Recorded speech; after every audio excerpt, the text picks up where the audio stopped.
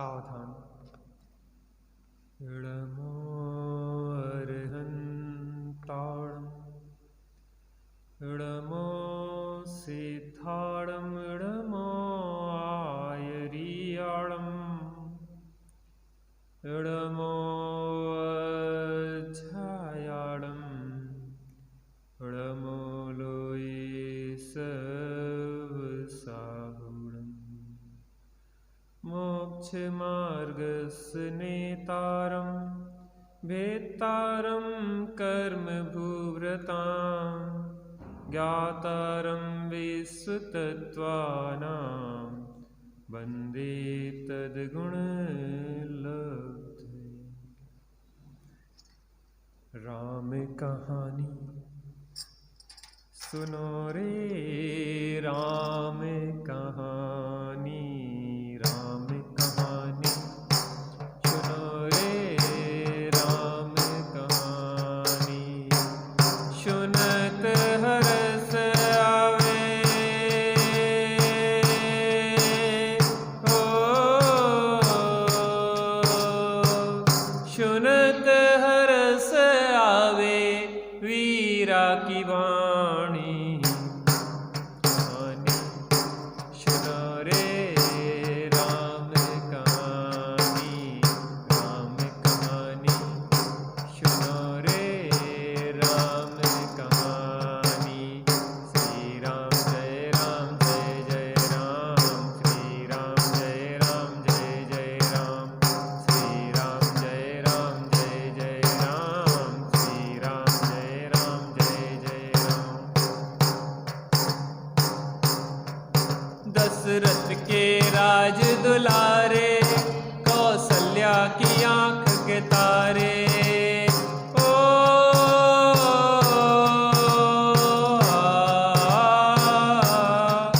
दशरथ के राज दुलारे, कौशल्या की आंख के तारे।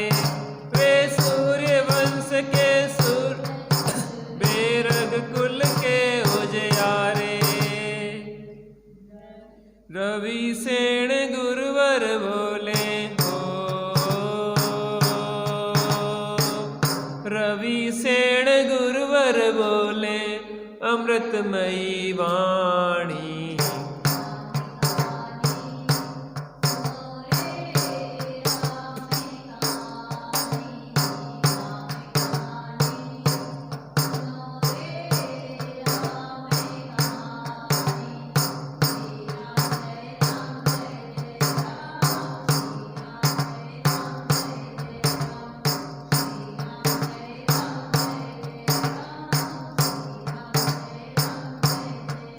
वज्रवर्त धनुष गह करके रघुलाए सीतावर के।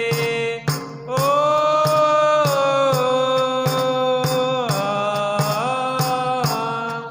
वज्रवर्त धनुष गह करके रघुलाए सीतावर के।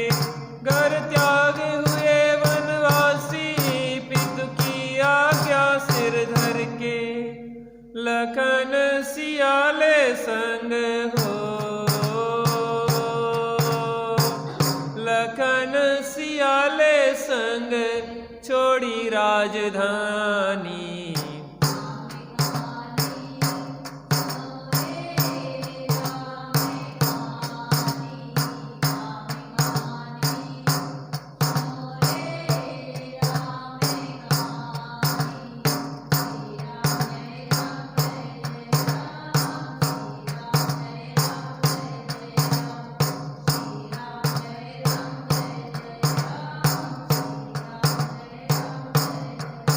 सिंहनाद दशानन करके ले आया सीता हर के। ओ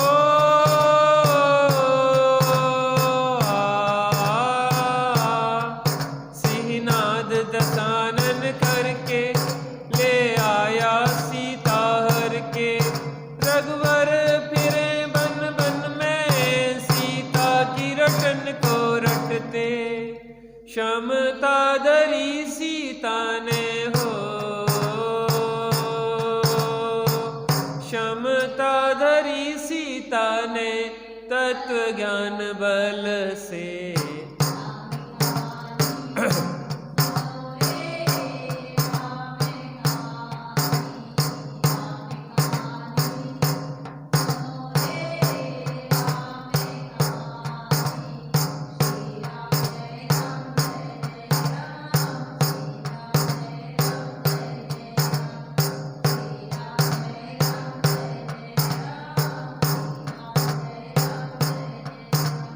राम ने हनु पठायो, हनु राम दूत बन आयो।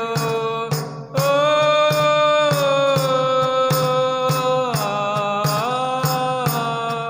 श्री राम ने हनु पठायो, हनु राम दूत बन आयो।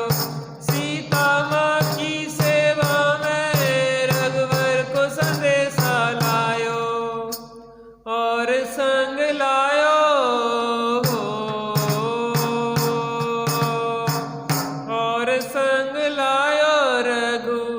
मुद्रिका निशानी।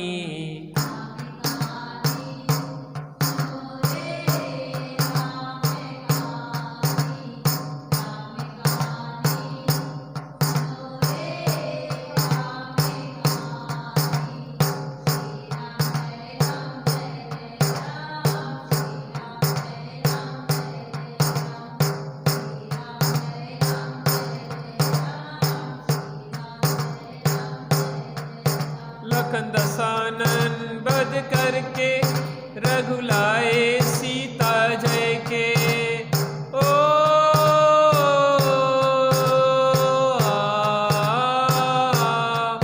लखन दसानन बध करके रघुलाए सीता जय के। और भेंट में दे दी लंका विभीषण ज्ञानी को जय के। लखन सियाले संग हो, लखन सियाले संग आए राजधानी।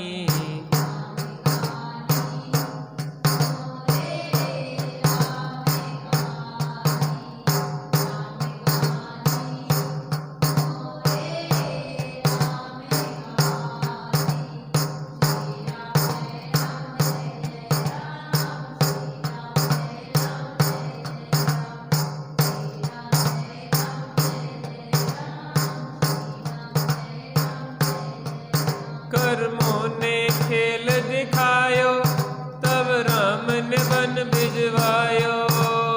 ओ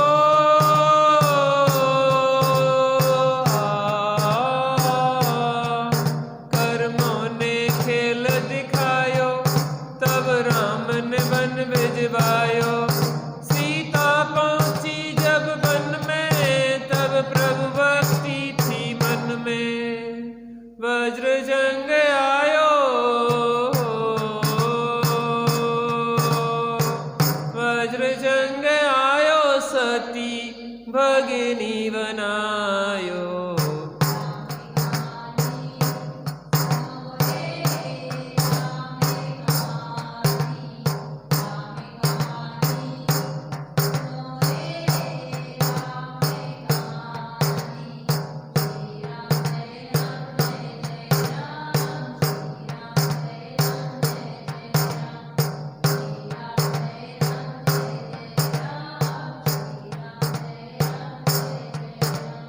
राम ने अग्नि परीक्षा, सती लेने गई जिन दीक्षा। ओ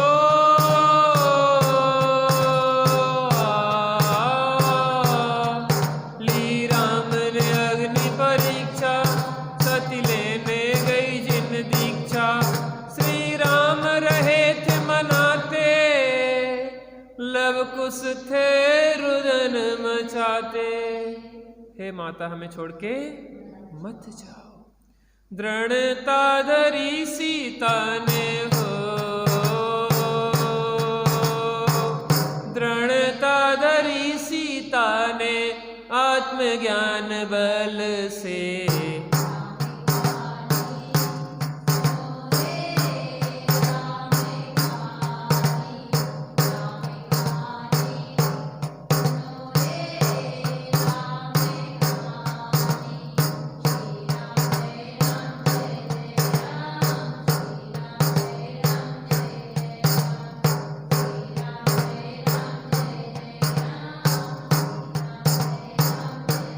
बोलो बीतरागी श्री रामचंद्र की।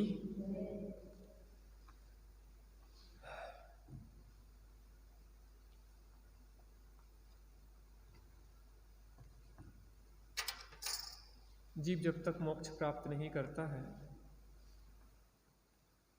तब तक उसका संसार परिभ्रमण चलता ही रहता है। इसलिए एक बार संपूर्ण पुरुषार्थ को लगा के तत्वज्ञान पूर्वक सम्यक दर्शन प्राप्त करके संयम अंगीकार करके समस्त कर्मों का क्षय करके अरिहंत और सिद्ध दशा प्राप्त करने का तीव्र पुरुषार्थ करना चाहिए।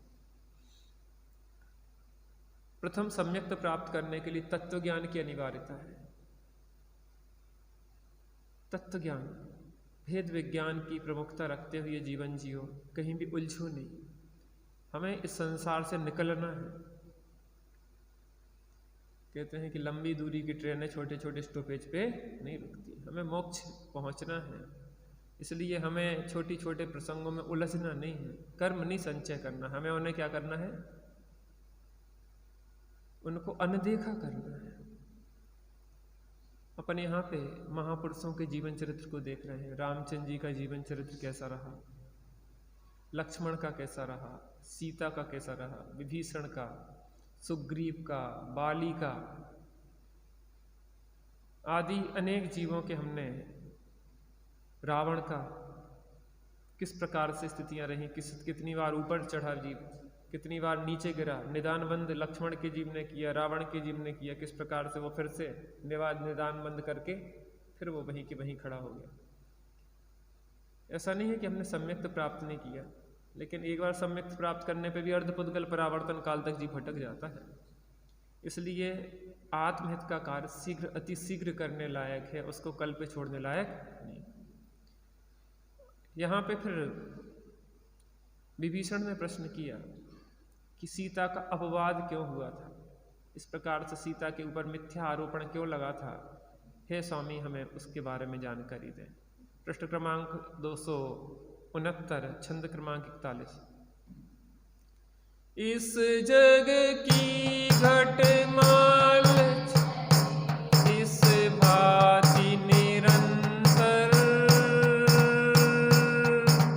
ओ चेतन अत्यंत सुखी कर्मों का क्षय कर। श्री मुनि का था पिछले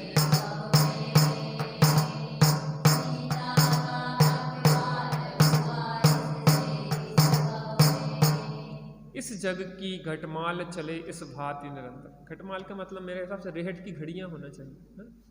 क्या होता घटमाल? घटमाल माने जो जल को भर के, पहले के ज़माने में क्या है, वो नहीं होती थी मोटर, तो पानी को सिंचाई के लिए घटमाल होती थी, उसमें डब्बे लगे होते तो लोहे के बॉक्स, और जैसे ये साइकिल का वो घूमता रहता ना, वैसा घूमता था। तो वो क्या है, ऐसे नीचे गया तो भर के आ गया, बेल चलते रहते थे, बेलों से वो चलता था, है ना? तो वो घटमाल कहलाती थी। ऐसी सी एक भरता खाली होता था, एक भरता था, एक खाली, तो ये निरंतर चलता रहता है। इस जग की घटमाल चले इस भांति निरंतर, ऐसी चलती रहती है, सुख दुख, फिर कर्म का उदय आता है, फिर भाव कर्म करता है, भाव कर्म से द्रव्य कर्म, द्रव्य कर्म से भाव कर्म, सुख आते हैं, दुख आते हैं, अनुकूलताएं आती हैं, प्रतिकूलताएं आती हैं, अनेक प्रकार की घटमाल चला करती है संसार। हो चेतन अत्यंत सुखी कर्मों का क्षय कर। सुख का समय हो या अनुकूलताएं हो, पुण्य कर्म का उदय हो या पाप का उदय हो, इन सब घटमालों में क्या करना है? पहली बात तो सहज रहना है, दूसरी बात क्या है, इन कर्मों का क्षय करने का पुरुषार्थ करना। कर्मों का, पाप कर्मों की जगह पुण्य का संचय कर लिया हमने, उसमें क्या है, इस कंधे का बोझ इस कंधे पर रख लिया, नरक की जगह स्वर्ग मिल गया, लेकिन शांति निराकुलता तो नहीं मिली।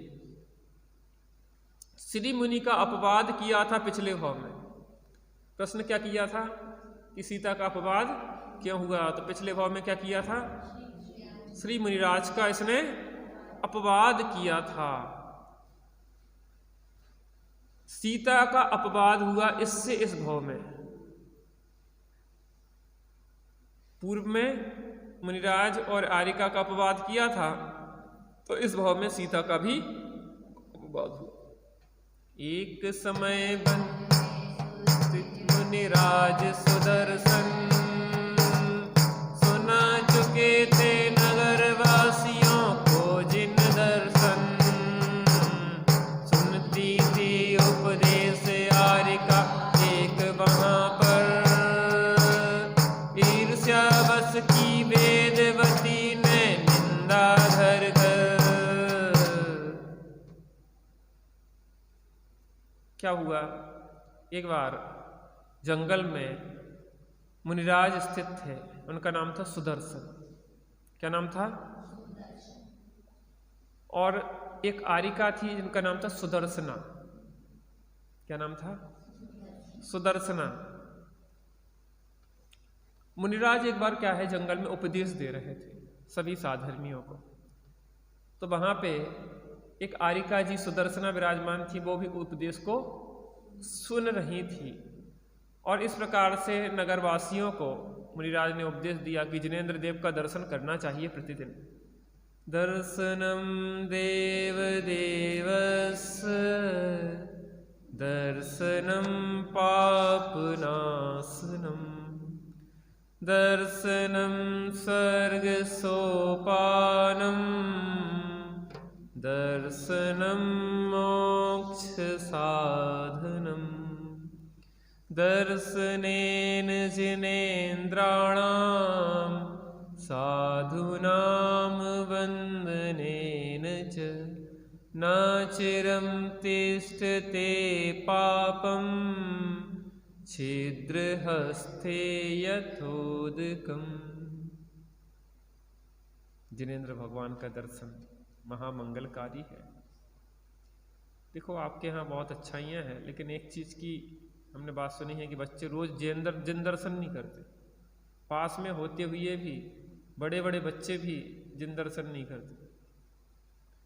ये बहुत गलत बात है। आमने सामने होने के बाद भी, इतने नज़दीक होने के बाद भी बच्चों के देखिए वो तो हम, ये कौन सा तरीका है? हमारे यहाँ ऐसा नहीं है। कुछ कमियां होते हुए भी वहाँ पे जिन दर्शन छोटे से छोटा बच्चा जाता है करने। ये तरीका गलत है। देव पूजा गुरुपास्ति स्वाध्याय संयमस्तपा दानम च इति गृहस्थानाम षट कर्माणि दिने। षट आवश्यक में न लगोगे तो अनावश्यक पापों में लगेंगे अपन। 6 आवश्यक में नहीं लग रहे हैं तो नियम से कहाँ लग रहे हैं? या तो स्वरूप में लगो। तो स्वरूप में तो ऐसा है नहीं कि अगर तुम्हें आत्मानुभव भी है, सम्यक दृष्टि भी हो, तो स्वरूप में बने रहते हो 24 घंटे, तो कहाँ जाओगे? पापों में जाओगे। तो कम से कम भावों को निर्मलता बनी रहे और नीचे भाव ना गिरे, इसके लिए 6 आवश्यक व्यवहार, 6 आवश्यकों का पालन अवश्य करना चाहिए। तो क्या है, मुनिराज के लिए तो ज्ञान ध्यान 2 ही है। ज्ञान ध्यान तपो रक्ता तपस्वी सा प्रशस्यते। लेकिन श्रावक का उपयोग क्या है? एक में टिकता नहीं है, इसलिए उसको अनेक उपाय बताए गए हैं। क्या करो? सबसे पहले जिनेंद्र देव का दर्शन पूजन कर। हमारा प्रभात जिनेंद्र भगवान के चरणों को छूने से होना चाहिए। क्या करना चाहिए? तुमने कहा था कि हमने नियम रखा है कि अनुकूलता होगी तो हम भगवान की पूजन प्रक्षाल करेंगे, अभिषेक करेंगे, और भूल गए। बेटा अपने को सौभाग्य इन्हें सौभाग्य नहीं है। जिंदगी भर उस दुर्भाग्य के लिए पछताती हैं, लेकिन हमें सौभाग्य मिला है और हम अगर उसका उपयोग नहीं करेंगे तो भविष्य में हमें यह सौभाग्य नहीं मिलेगा। हम स्त्री पर्याय में जाने की तैयारी कर रहे हैं। ध्यान रखना इस बात को। समझ में आया कि नहीं आया? अगर व्यक्ति चाहे तो सब सेटिंग कर सकता है, कितनी ही व्यस्तता हो। नहाता धोता तो ही ना व्यक्ति, इतनी ठंड पड़ रही तो भी नहाता धोता है, बिना नहाए कोई है यहाँ पे क्या? ठंड तो बहुत पड़ रही, उसके बाद भी नहाने के लिए समय है कि नहीं? ठंड में अभी अपन नहाते कि नहीं नहाते? भोजन करते कि नहीं करते? व्यस्तता के बीच में भी बिटिया का विवाह हो भी तो भी पिताजी भोजन करते होंगे कि नहीं करते होंगे? और जो भी कार्य है वो अपन करते कि नहीं करते? इस कार्य में क्यों प्रमाद है हमारा? अरे देर हो गई, ठंड ज़्यादा पड़ रही तो देर में आओ, धोती दुपट्टा पहनो, धूप निकल आए, थोड़ी ठंड ज़्यादा है तो धूप निकल आए, तब धोती दुपट्टे पहनो और आराम से भगवान के चरण छू। क्या हो गया? अनिवार्य विषय और अनिवार्य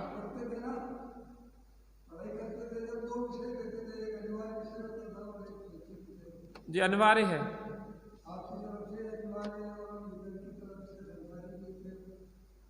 हमारी तरफ से, हमारी बात घर की हिसाब से छठ आवश्यक, दिने दिने लिखा, दिने दिने, यानी कि हफ्ते में हो, 15 दिन में हो, महीना भर में कर लो, दिने दिने। भगवान के दर्शन पूजन के बिना हमारा प्रारंभ नहीं होना चाहिए।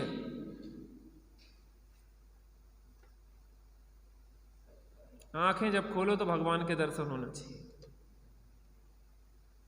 पता है, एक वैज्ञानिक लॉजिक है इसके पीछे कि आप सुबह से जिसको देखते हो वो दिन भर वो आपकी नज़रों में बैठा रहता है। जो बात सुबह से सुन लेते हो वो दिन भर गुनगुनाते रहते हो, वो दिन भर चलता है। आप ठंडे पानी से नहाओगे सवेरे तो अलग दिन भर बॉडी बात करेगी, और गर्म से नहाओगे तो दिन भर बॉडी अलग रिएक्शन करेगी। स्पर्शन, आपने भगवान का स्पर्श किया तो दिन भर एक अलग स्फूर्ति होगी।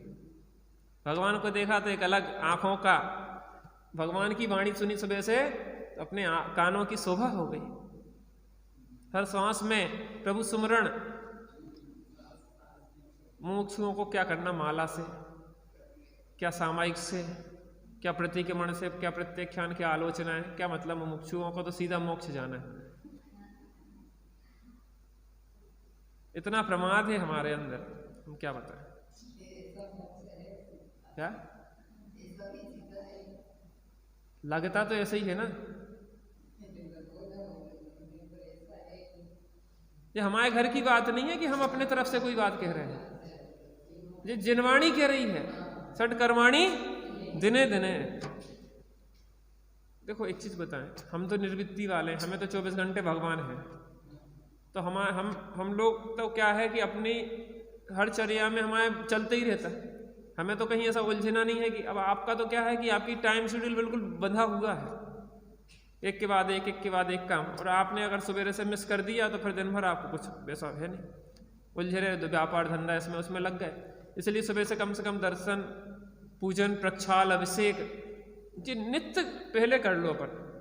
माने सुबह का जो 2-3 घंटे है वो अपने लिए दो प्योर। उससे दिन भर अपने को जितना संघर्ष है जीवन में, जितनी अपन को यहाँ वहाँ की वो समस्याएं हैं, उन समस्याओं के समाधान उससे मिलेंगे। और इसमें हमारे लिए कुछ नहीं होगा, ये आपका ही हित होगा। देखो जो रूढ़ी से करता हो रूढ़ी से करे, लेकिन हम सही समझ के करें तो हमारा हित हो जाएगा। वे पूजा करते हैं, उनका जीवन नहीं बदला, वे करते हैं, उनका जीवन नहीं बदला, लेकिन हमारा जीवन बदलेगा क्योंकि हम समझ के करेंगे। इसका मतलब वो नहीं है कि वो क्रियाओं का निषेध कर दिया जाए। ब्रह्मचारी थे और ब्रह्मचारी के वेश में उनने वो छत्र चुरा लिया था बेडुल मणि का, तो सब ब्रह्मचारी थोड़ी ना चोर होते हैं। मुनिराज का वेश धारण करके कोई पापी अगर अपने पाप को रूप प्रवर्तन करे तो सब मुनिराजों पे आक्षेप थोड़ी ना लग जाएगा। कोई अगर पूजन प्रक्षाल करता है और उसके जीवन में पापाचार देखा जाता है तो इसका मतलब ये थोड़ी ना है कि उस क्रिया का निषेध किया जाए। उस गलत क्रिया का निषेध है, उस क्रिया का निषेध नहीं, उस व्यक्ति की गलती का निषेध है। लेकिन वो क्रिया जो है उस क्रिया का निषेध नहीं। आप सही करके दिखाओ, व्यक्ति को कैसे पता पड़ेगा दुनिया को कि कैसी सही होती है। जब नकली नोट चलेंगे तो कैसे पता पड़ेगा मार्केट में कि असली कौन सा होता है। कम से कम एक आध असली लेके तो खड़े हो, तब आप बता पाओगे कि ये असली है ये नकली है। हम छोटे थे, छोटे माने थोड़े बिजनेस वगैरह के लिए बाहर जाने लगे थे, तो एक सिंधी था, शाम का समय होता था, हम टिफिन उसके यहाँ थोड़ी जगह थी ऊपर, तो हम वहाँ पे बैठ के भोजन करते थे। तो हमसे ये कहता था कि बताओ तुम इतने छोटे होके अपना पानी ले आते, अपना टिफिन ले आते, ये करते वो करते। हमारे यहाँ तो ऐसे ऐसे जैन हैं कि वो सब खाते पीते खाते हैं, और एक तुम हो कि तुम ऐसा करते। हमने कि देखो भैया, हम दुनिया को तो नहीं सुधार सकते, लेकिन कम से कम अगर हम अपना सुधार कर लें तो एक तो सुधरा होगा दुनिया में। और हमें जगत से क्या करना, सब संसार बने रहा, हम मोक्ष चले जाएं तो हम मोक्ष का आनंद लेंगे। हमें क्या मतलब, क्या प्रयोजन।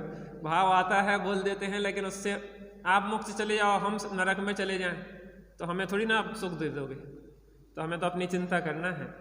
इसलिए भैया जगत जो जग कहे सो कह लो भैया, चिंता ना ही करेंगे अब हम सहज भये न रुलेंगे। तो सुदर्शन मुनिराज सुदर्शना हारिका थी।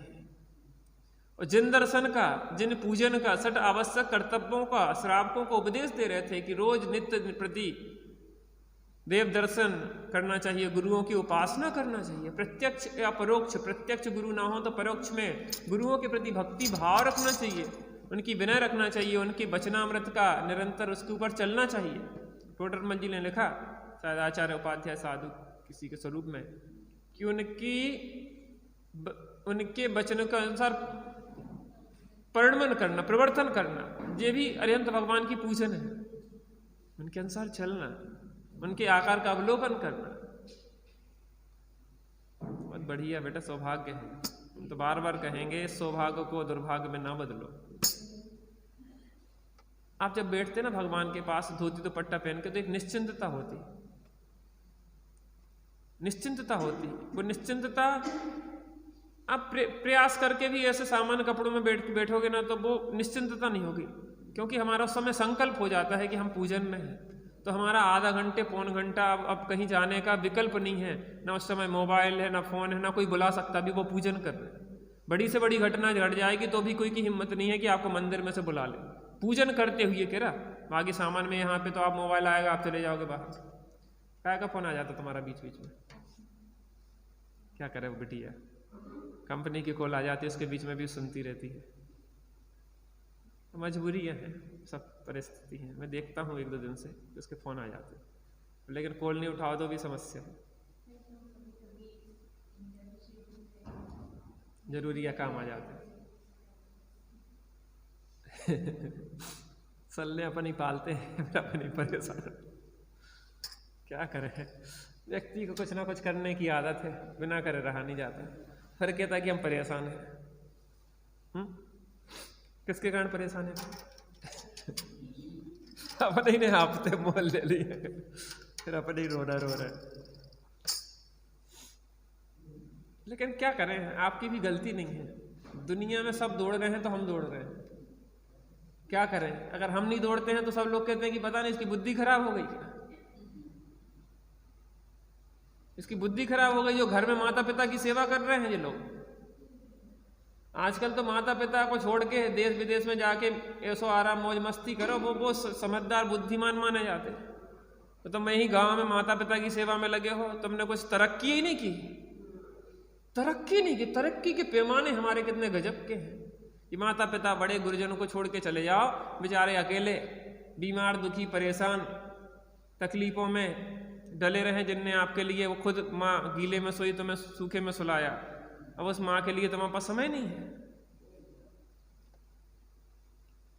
तुम अपनी जानो, हम अपनी जान रहे हैं। बहुत होशियार होगा तो क्या हो गया इस दुनिया में। अपने को सोच अपनी भगवान के अनुसार, दिनवाणी के अनुसार बनाना है, उन पागलों के हिसाब से नहीं चलना।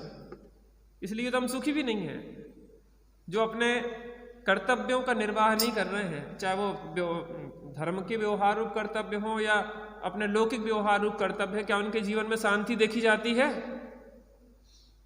बता दो एक भी सुखी हो, शांत हो। पैसे की पैमाने नहीं है। मैं यहाँ पे कारें खड़ी देख रहा था, ये टंकी है ना, टंकी पानी की, उसके ग्राउंड में बहुत सारी कारें थी। तो मैं जब पूछ रहा था कि क्या इन कारों से अनुमान लगाया जा सकता है कि इसमें बैठने वाला व्यक्ति कैसा है? भैया विकास भैया, कारें बहुत सारी रखी हैं, एक करोड़ की है, कोई 50 लाख की, कोई 25 लाख की, कोई 5 लाख की, कोई 1 लाख की लखटकिया है। क्या आप कारों के आधार पर अंदर बैठे व्यक्ति का मूल्यांकन कर सकते हैं?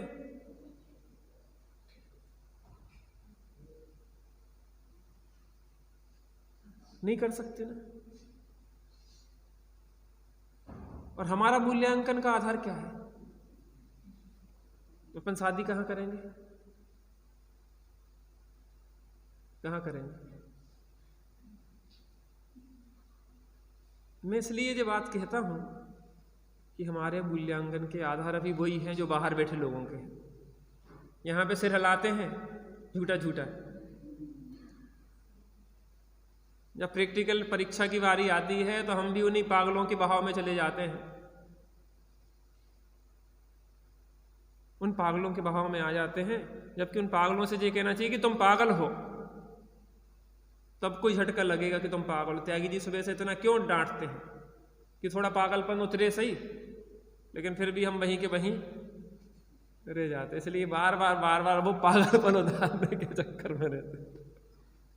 क्या करें, तुम्हें तत्व का उपदेश तब दें कि जब तुम थोड़ा सा शराब का नशा उतरे तो सही। सांप्रदायिकता की शराब पिए बैठे हैं सबके सब अपने। सीधी सच बात धर्म की कठिन थोड़ी ना है, सीधी सच्ची। तो जिन दर्शन का उपदेश दे रहे थे मुनिराज, रोज जिन दर्शन करना चाहिए, गुरुओं की उपासना करना चाहिए, स्वाध्याय करना चाहिए, संयम तप दान जिसका आवश्यक कर्तव्य है प्रतिदिन करना चाहिए। महा सौभाग्य है हमारा।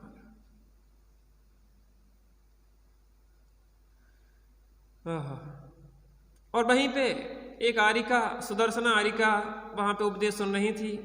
वेदवती ने जो आरिका को देखा तो उनके ऊपर लांछन लगाया कि इनका और मुनिराज का कोई अनैतिक संबंध है, और घर घर में जाके वो सुदर्शन मुनिराज और सुदर्शना आरिका के बारे में गलत बोलना शुरू कर दिया। इन दोनों का नहीं शुद्ध है साधु आचरण, फैला वह अपवाद वायु संपुर में तत्क्षण, उद्यत तब बेसाद हुए करने को अनशन, देख न सकता मनुज कलंकित अपना जीवन।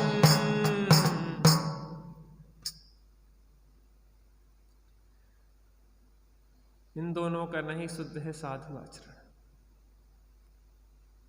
सीता के जी वेदवती ने क्या कहा गांव में जाके, इन दोनों का आचरण शुद्ध नहीं है, इनके अनैतिक संबंध है, इनके परिणामों की विकृति है।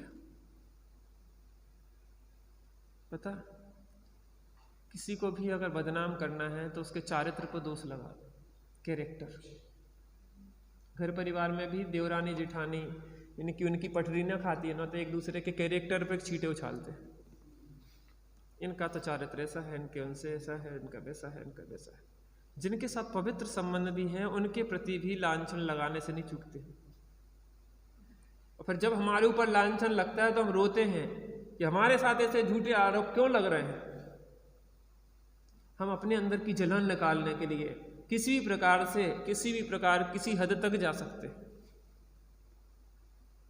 किस प्रकार से उसको बदनाम कर देंगे लोक में, या तो चारित्र पे छींटे या कोई धन आदि के हड़प आदि का आरोपण लगा देंगे, झूठी बातें कर देंगे। उससे दूसरे का तो कुछ नहीं होता है। हमारे इतने कर्म बन जाते हैं कि सीता जैसी दुर्गति होती है।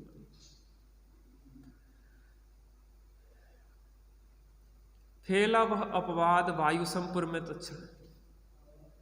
हम यहाँ पे बहुत अच्छी बातें सुना रहे हैं, लेकिन लोग कितने सुनने आ रहे हैं।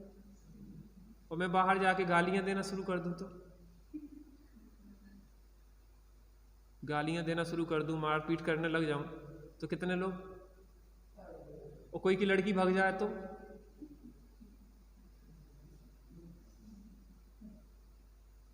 उसके लिए कोई आपको भेजना पड़ेगा व्हाट्सएप पे सूचनाएं कि भैया उनकी लड़की भाग गई है। और सूचना कैसी पहुंचेगी? ऐसी उड़ेगी जिनको सुनाई नहीं देता वो भी सुन लेंगे। अच्छा बूढ़े 90 साल के, अच्छा उनकी, अरे हमें तो पूरी शंका थी, वो तो पहले ही से हमें शंका थी कि वो ऐसे, इसका तो कैरेक्टर खराब है। ऐसी हवा उड़ जाती है, चाहे वो झूठी क्यों ना हो। अच्छी बातें सुनने के लिए हमें कुछ सुनाई देता, भैया हम क्या बताएं, मंदिर जाके करेंगे क्या, हम सुनाई ही नहीं देते, हमें दिखाई ही नहीं देते। पेपर पढ़ने के लिए दिखाई देने लगता है, और बुराइयां सुनने के लिए सुनाई देने लगता है।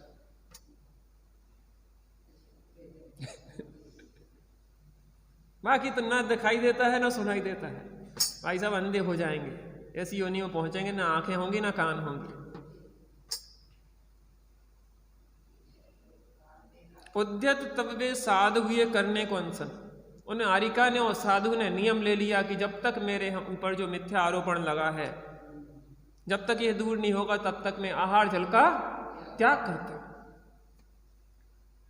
देख न सकता मनुज कलंकित अपना जीवन। हमारी सतियों ने अपने प्राण दे दिए लेकिन अपने सील को नष्ट नहीं होने दिया।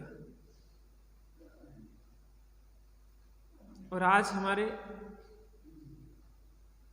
बच्चों की वो दशा है कि उन्हें सील और कुसील का कोई मतलब ही नहीं है। क्या सील होता है, क्या अपनी गरिमा होती है, क्या अपनी महिमा होती है।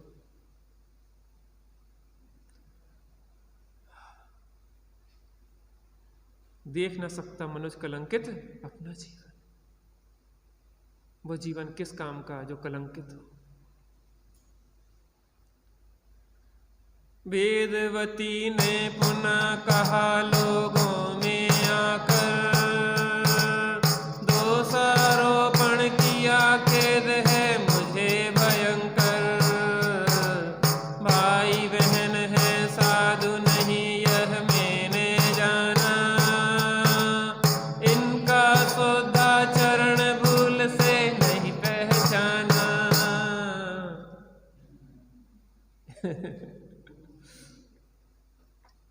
देर आए दुरुस्त आए। सुबह का भूला शाम को घर वापस आ जाए तो उसे भूला नहीं कहते।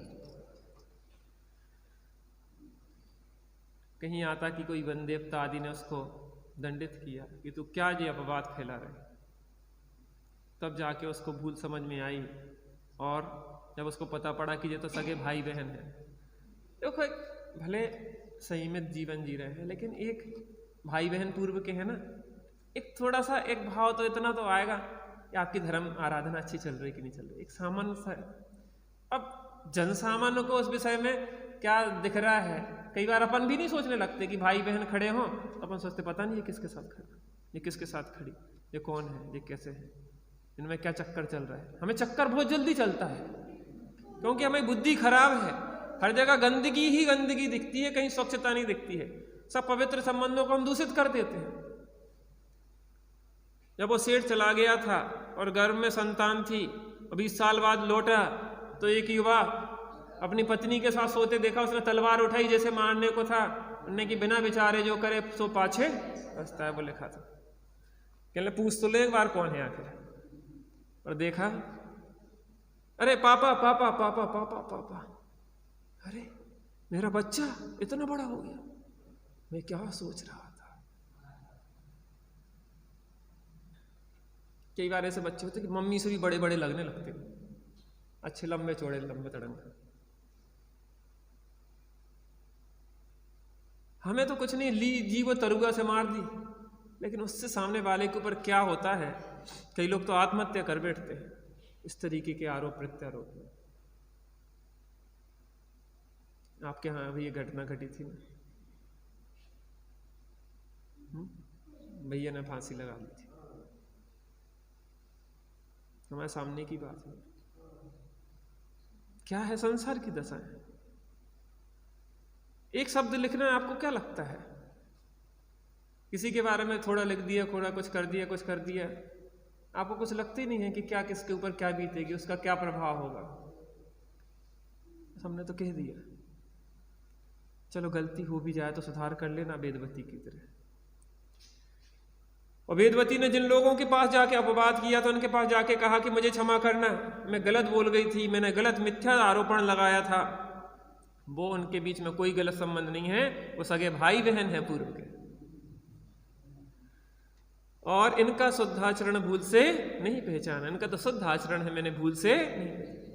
कीजे मुझको क्षमा नाथ में बड़ी अभागिन, साधु द्वेष से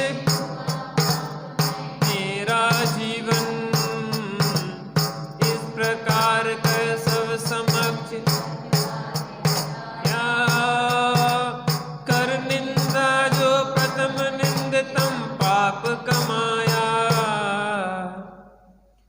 मुझको क्षमा नाथ, में बड़ी अभागिन।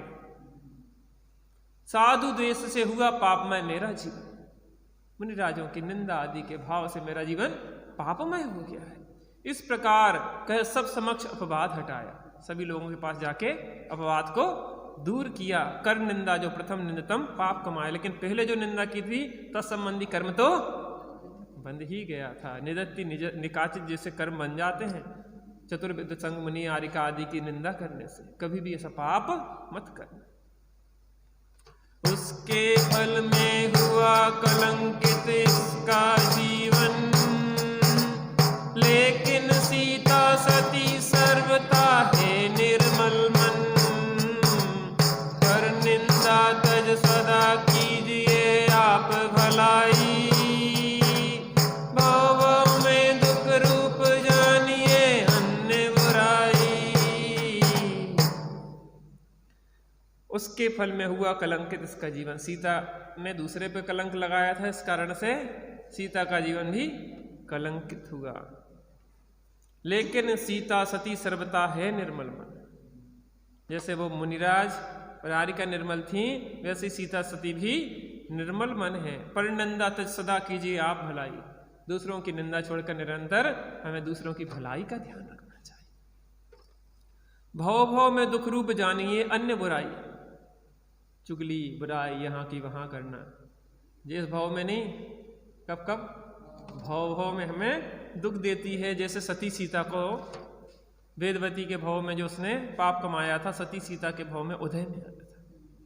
हमें जो मिलता है वो हमें हमारी कमाई है, दूसरे की कमाई नहीं है। इसलिए जो भाव करते हैं उसका फल हमें ही, इन भावों का फल क्या? आत्म राम आत्म राम,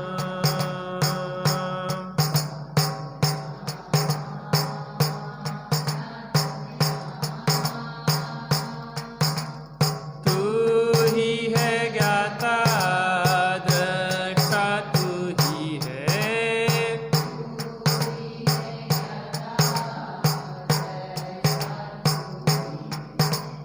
मैं ही हूँ ज्ञाता दृष्टा, मैं ही हूँ,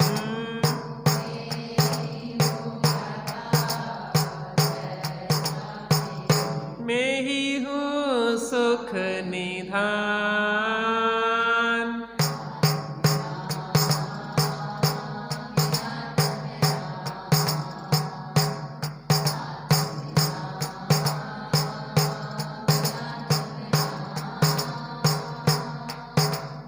जो भी मुक्ति गए जा रहे जाएंगे,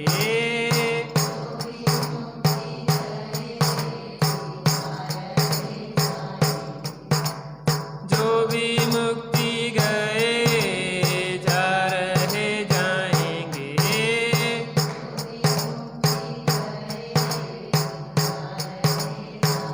तू ही तो है तारणहार।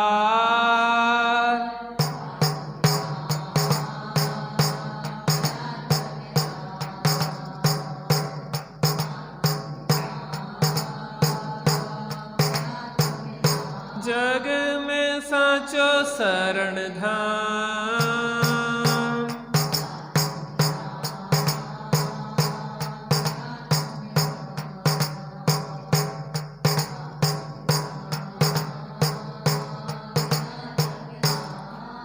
बोलो कार्य परमात्मा बीतरागी श्री रामचंद्र की, कारण परमात्मा आत्मा राम की। हम सभी कारण परमात्मा से कार्य परमात्मा रूप परिणित हो, इसी मंगलमय भावना से आज की कथा पे विराम देते हैं।